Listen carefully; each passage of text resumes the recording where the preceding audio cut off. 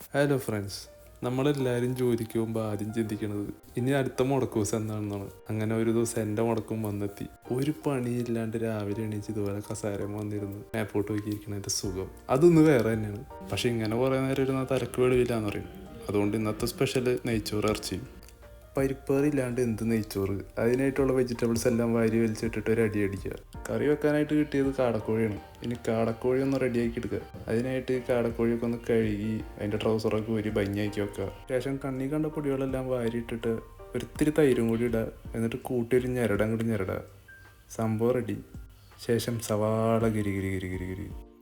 അവസാനം വാട്ടി വെച്ച സവാളയിൽ ഈ സാധനം അങ്ങോട്ട് ഇടുക, ഇളക്കുക. അത്ര ഉള്ള പരിപാടി. പക്ഷെ ബാക്കിയുള്ള വീഡിയോ എടുക്കാൻ ഞാൻ മറന്നുപോയി, സമയം ഉണ്ടായിരുന്നില്ല.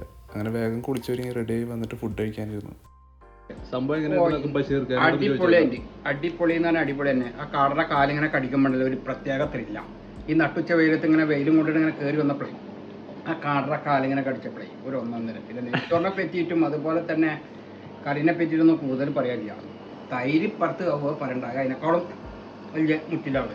ഓക്കെ എന്നാ. ഫുഡ് കഴിക്കലും പരിപാടികളൊക്കെ കഴിഞ്ഞ് കഴിഞ്ഞപ്പോൾ ഞാനൊന്ന് നിരവിഴിഞ്ഞോണായി. പക്ഷെ അങ്ങനെ തന്നെ ഇരിക്കാൻ പറ്റല്ലോ. മുടക്ക് ദിവസം കിട്ടുമ്പോൾ നമുക്ക് എല്ലാവർക്കും കുറച്ച് കർമ്മങ്ങളൊക്കെ ബാക്കിയുണ്ട്. അതൊക്കെ ഒന്ന് വേഗം സെറ്റപ്പ് ആക്കുക. ഇനി എന്താണ് നമ്മുടെ പരിപാടി എന്ന് പറഞ്ഞു കഴിഞ്ഞാൽ, ഒരു പണിയില്ലാണ്ട് വെറുതെ ഇങ്ങനെ ഇരിക്കുക, ഒരു സിനിമ ഒക്കെ കാണുക, ഇങ്ങനെ കിടക്കുക, ഉറങ്ങുക. അപ്പം നെറ്റ്ഫ്ലിക്സ് ആൻഡ് ചിൽ. സോറി, അതല്ല,